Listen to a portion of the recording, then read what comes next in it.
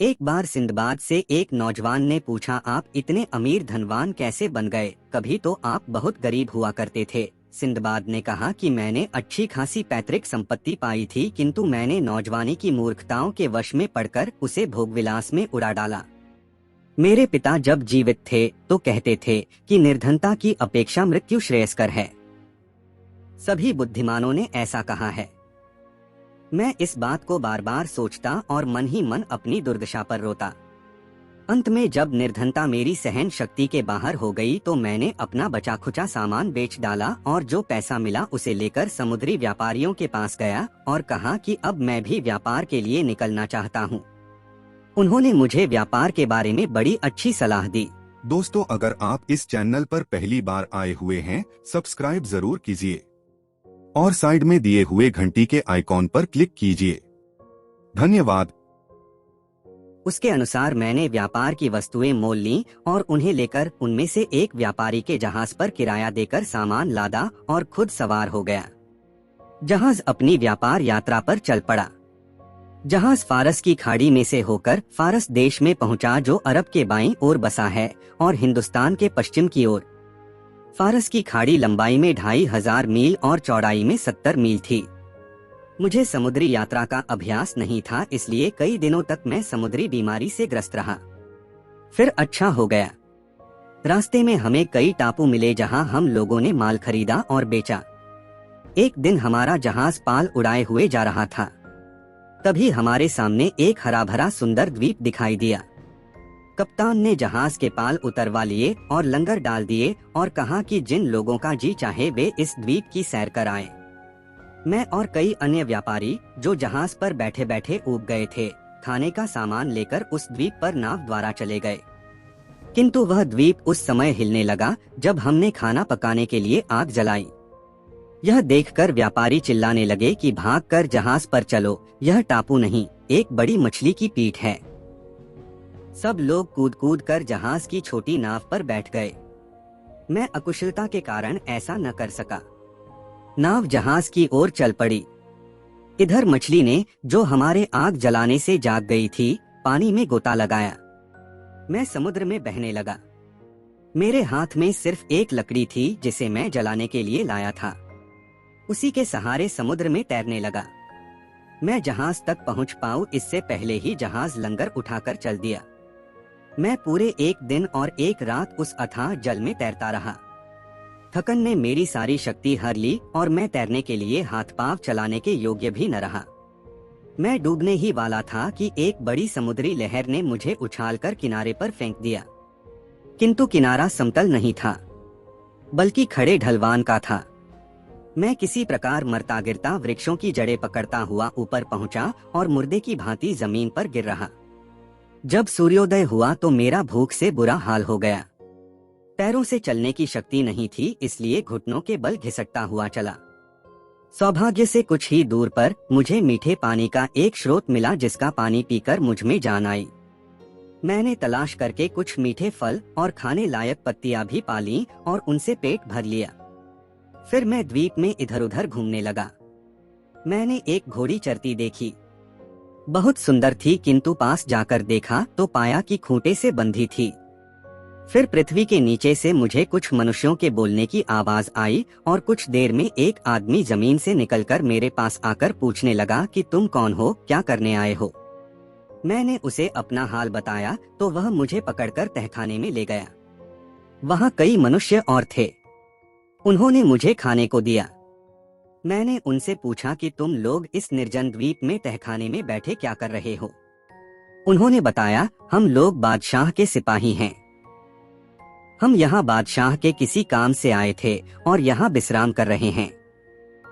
कल हम लोग अपनी राजधानी को वापस होंगे। मैंने उनसे कहा कि मैं भी तुम लोगों के साथ चलूंगा, क्योंकि इस द्वीप से तो किसी तरह खुद अपने देश को जा नहीं सकता। मैं भी उनके साथ चला गया। उन्होंने मुझे अपने बादशाह के सामने पेश किया। उसके पूछने पर मैंने अपना सारा हाल कहा। उसे मुझ पर बड़ी दया आई। उसने अपने सेवकों को आज्ञा दी कि इस आदमी को आराम से रखो। अतएव मैं सुख सुविधा पूर्वक रहने लगा। मैं वहाँ व्यापारियों और बाहर से आने वाले लोगों से मिलता रहता था ताकि कोई ऐसा मनुष्य मिले जिसकी सहायता से मैं बगदाद पहुँचूं। वह नगर काफी बड़ा और सुंदर था और प्रतिदिन कई देशों के जहाज उसके बंदरगाह पर लंगर डालते थे। हिंदुस्तान तथा अन्य कई देशों के लोग मुझसे मिलते रहते और मेरे देश की रीति रस्मों के बारे में पूछते रहते और मैं उनसे उनके देश की बातें पूछता। बादशाह के राज्य में एक सील नाम का द्वीप था। उसके बारे में सुना था कि वहां से रात दिन ढोल बजने की ध्वनि आया करती है। जहाजियों ने मुझे यह भी बताया कि वहां के मुसलमानों का विश्वास है कि सृष्टि के अंतकाल में एक अधार्मिक और झूठा आदमी पैदा होगा जो यह दावा करेगा कि मैं ही ईश्वर हूँ। वह काना होगा और गधा उसकी सवारी होगी। मैं एक बार वह द्वीप देखने भी गया। रास्ते में समुद्र में मैंने विशालकाय मछलियां देखी। वे 100 हाथ लंबी थीं, बल्कि उनमें से कुछ तो 200 हाथ लंबी थीं। उन्हें देखकर डर लगता था, किंतु वे स्वयं इतनी डरपोक थीं कि तख्ते पर आवाज करने से ही भाग जाती थीं। एक और तरह की मछली भी मैंने देखी। उसकी लंबाई 1 हाथ से अधिक न थी, किंतु उसका मुंह उल्लू सा था। मैं इसी प्रकार बहुत समय तक सैर-सपाटा करता रहा। एक दिन मैं उस नगर के बंदरगाह पर खड़ा था। वहां एक जहाज ने लंगर डाला और उसमें कई व्यापारी व्यापार वस्तुओं की गठरियां लेकर उतरे। गठरियां जहाज के ऊपरी तख्ते पर जमा थीं और तट से साफ दिखाई देती थीं। अचानक एक गठरी पर मेरी नजर पड़ी जिस पर मेरा नाम लिखा था। मैं पहचान गया कि यह वही गठरी है जिसे मैंने बसरा में जहाज पर लादा था। मैं जहाज के कप्तान के पास गया। उसने समझ लिया था कि मैं डूब चुका हूँ। वैसे भी इतने दिनों की मुसीबतों और चिंता के कारण मेरी सूरत बदल गई थी, इसलिए वह मुझे पहचान न सका। मैंने उससे पूछा कि यह लावारिस सी लगने वाली गठरी कैसी है। उसने कहा, हमारे जहाज पर बगदाद का एक व्यापारी सिंदबाद था। हम एक रोज समुद्र के बीच में थे कि एक छोटा सा टापू दिखाई दिया और कुछ व्यापारी उस पर उतर गए। वास्तव में वह टापू न था, बल्कि एक बहुत बड़ी मछली की पीठ थी जो सागर तल पर आकर सो गई थी। जब व्यापारियों ने खाना बनाने के लिए उस पर आग जलाई तो पहले तो वह हिली, फिर समुद्र में गोता लगा गई। सारे व्यापारी नाव पर या तैरकर जहाज पर आ गए, किंतु बेचारा सिंदबाद वहीं डूब गया। ये गठरियां उसकी ही हैं। अब मैंने इरादा किया है इस गठरी का माल बेच दूं और इसका जो दाम मिले उसे बगदाद में सिंदबाद के परिवार वालों के पास पहुंचा दूं। मैंने उससे कहा कि जिस सिंदबाद को तुम मरा समझ रहे हो वह मैं ही हूँ और यह गठरी तथा इसके साथ की गठरियां मेरी ही हैं। उसने कहा, अच्छे रहे, मेरे आदमी का माल हथियाने के लिए खुद सिंदबाद बन गए। वैसे तो शक्ल सूरत से भोले लगते हो, मगर यह क्या सूझी है कि इतना बड़ा छल करने को तैयार हो गए। मैंने स्वयं सिंदबाद को डूबते देखा है। इसके अतिरिक्त कई व्यापारी भी साक्षी हैं कि वह डूब गया है। मैं तुम्हारी बात पर कैसे विश्वास करूं? मैंने कहा, भाई कुछ सोच समझकर बात करो। तुमने मेरा हाल तो सुना ही नहीं और मुझे झूठा बना दिया। उसने कहा, अच्छा बताओ अपना हाल। मैंने सारा हाल बताया कि किस प्रकार लकड़ी के सहारे तैरता रहा और 24 घंटे समुद्र में तैरने के बाद निर्जन द्वीप में पहुंचा और किस तरह से बादशाह के सिपाही ने मुझे वहां से लाकर बादशाह के सामने पेश किया। कप्तान को पहले तो मेरी कहानी पर विश्वास न हुआ, फिर उसने ध्यानपूर्वक मुझे देखा और अन्य व्यापारियों को भी मुझे दिखाया। सभी ने कुछ देर में मुझे पहचान लिया और कहा कि वास्तव में यह सिंदबाद ही है। सब लोग मुझ नया जीवन पाने पर बधाई और भगवान को धन्यवाद देने लगे। कप्तान ने मुझे गले लगाकर कहा, ईश्वर की बड़ी दया है कि तुम बच गए। अब तुम अपना माल संभालो और इसे जिस प्रकार चाहो बेचो। मैंने कप्तान की ईमानदारी की बड़ी प्रशंसा की और कहा कि मेरे माल में से थोड़ा सा तुम भी ले लो, किंतु उसने कुछ भी नहीं लिया, सारा माल मुझे दे दिया। मैंने अपने सामान में से कुछ सुंदर और बहुमूल्य वस्तुएं बादशाह को भेंट की।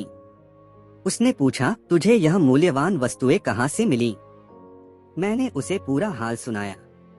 वह यह सुनकर बहुत खुश हुआ। उसने मेरी भेंट सहर्ष स्वीकार कर ली और उसके बदले में उनसे कहीं अधिक मूल्यवान वस्तुएं मुझे दे दी। मैं उससे विदा होकर फिर जहाज पर आया और अपना माल बेचकर उस देश की पैदावार यथा चंदन, आबनूस, कपूर, जायफल, लौंग, काली मिर्च आदि ली और फिर जहाज पर सवार हो गया। कई देशों और टापुओं से होता हुआ हमारा जहाज बसरा के बंदरगाह पर पहुंचा। वहां से स्थल मार्ग से बगदाद आया। इस व्यापार में मुझे 1,00,000 दीनार का लाभ हुआ। मैं अपने परिवार वालों और बंधु बांधवों से मिलकर बड़ा प्रसन्न हुआ। मैंने एक विशाल भवन बनवाया और कई दास और दासियां खरीदी और आनंद से रहने लगा। कुछ ही दिनों में मैं अपनी यात्रा के कष्टों को भूल गया। सिंदबाद ने अपनी कहानी पूरी करके गाने जाने वालों से, जो उसके यात्रा वर्णन के समय चुप हो गए थे, दोबारा गाना जाना शुरू करने को कहा। इन्हीं बातों में रात हो गई। सिंदबाद ने 400 दीनारों की एक थैली मंगाकर नौजवान युवक को दी और कहा कि अब तुम अपने घर जाओ, कल फिर इसी समय आना तो मैं तुम्हें अपनी यात्राओं की और कहानियां सुनाऊंगा। नौजवान युवक ने इतना धन पहले कभी देखा न था। उसने सिंदबाद को बहुत धन्यवाद दिया। उसके आदेश के अनुसार नौजवान युवक दूसरे अच्छे और नए वस्त्र पहनकर उसके घर आया। सिंदबाद उसे देखकर प्रसन्न हुआ और उसने मुस्कुराकर नौजवान युवक से उसकी कुशलक्षेम पूछी।